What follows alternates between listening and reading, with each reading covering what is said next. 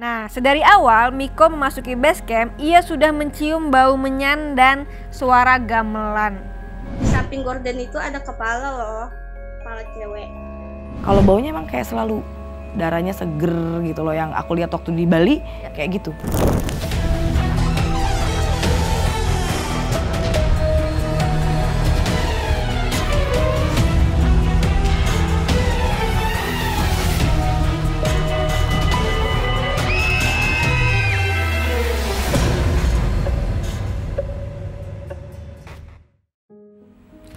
Selamat datang di malam Jumat. Jangan pikir kalian sendirian. Bersama saya tentunya Grita Agatha. Dan kalau ada saya di malam Jumat, pasti gak bakal sendirian. Saya selalu membawa sahabat karib saya. Jadi dulu kita sahabat pena ya. Ada Kananta. Itu.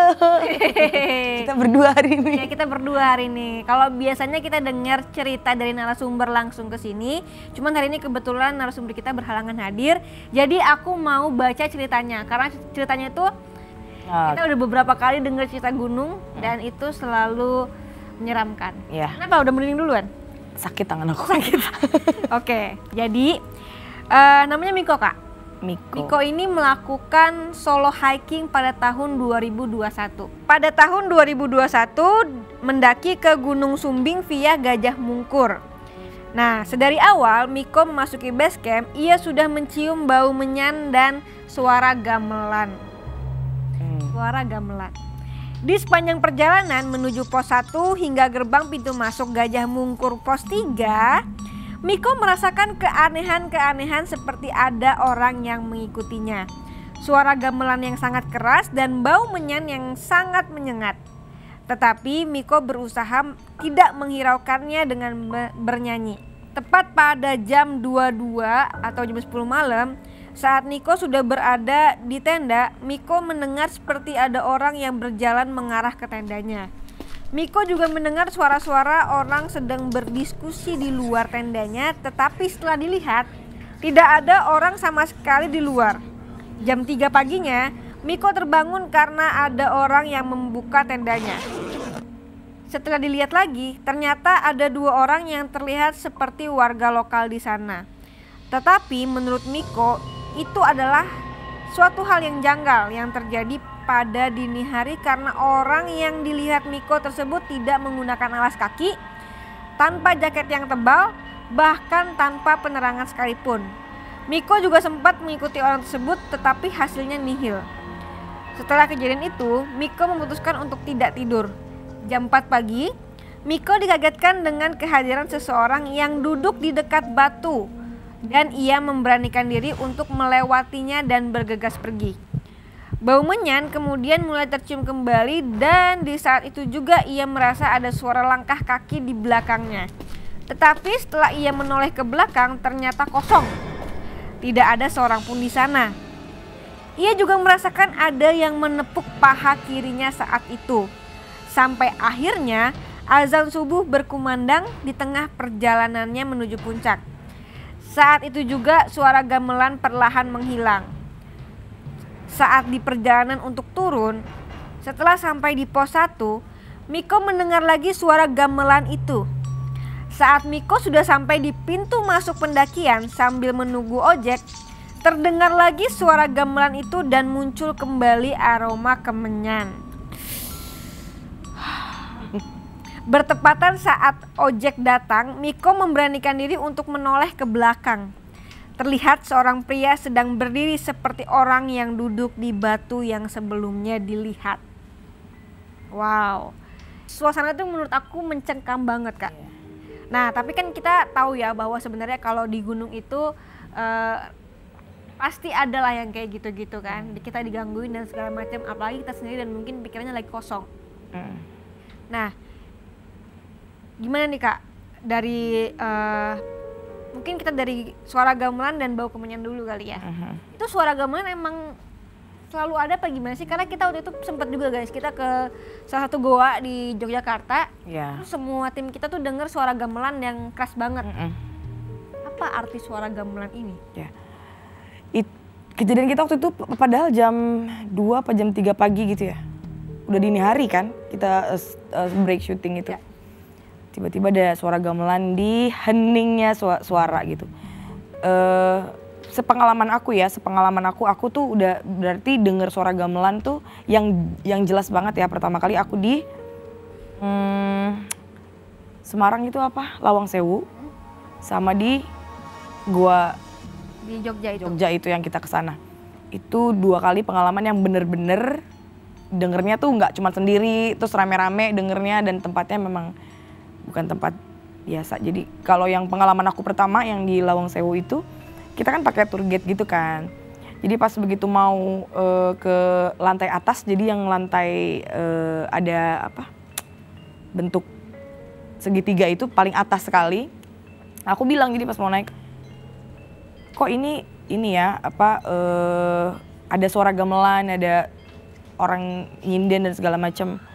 Itu tour guide-nya masih diem gitu. Terus begitu pas aku naik, aku ngelihat memang visualnya di situ yang aku lihat itu yang memang tempat itu tuh dulunya tuh dijadikan untuk tempat mereka berkesenian gitu. Jadi ada tari, ada semua di situ. Pas aku ngomong gitu, tour guide-nya agak, kok ini orang bisa tahu gitu, udah denger. Akhirnya begitu di atas baru dijelasin lah sejarahnya gitu. Mungkin kakak dikasih kesempatan untuk denger gitu, karena memang di tempat itu dulu tempat mereka berkesenian gitu. Gua di Jogja itu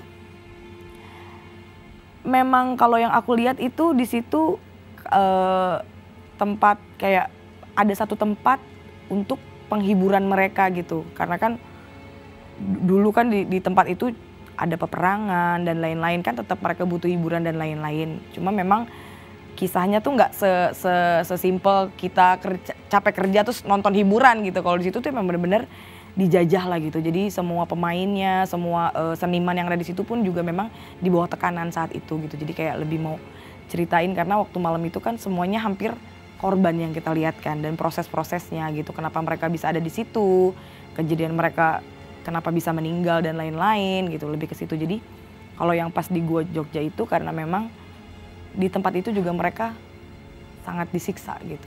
Dipaksa sebegitunya untuk menghibur mereka. Tapi kalau kita sangkutin sama cerita dari Miko ini kan Gunung Sumbing. Ada nggak fotonya Gunung Sumbing? Mungkin Kak Nanta bisa lihat sebenarnya apa yang terjadi di Gunung Sumbing itu. Sebenarnya sih ya kalau tadi aku udah lihat fotonya, nggak ada hubungannya dengan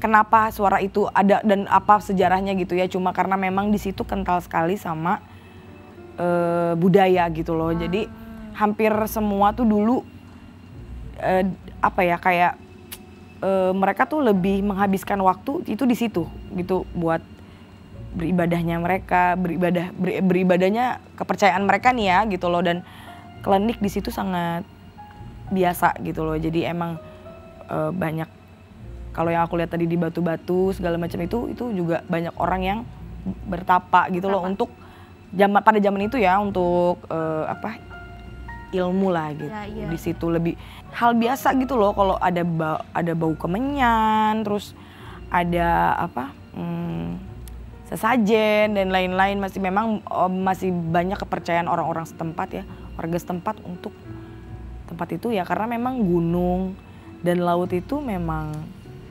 kayak gerbangnya gaib gitu. Di situ memang tempatnya mereka.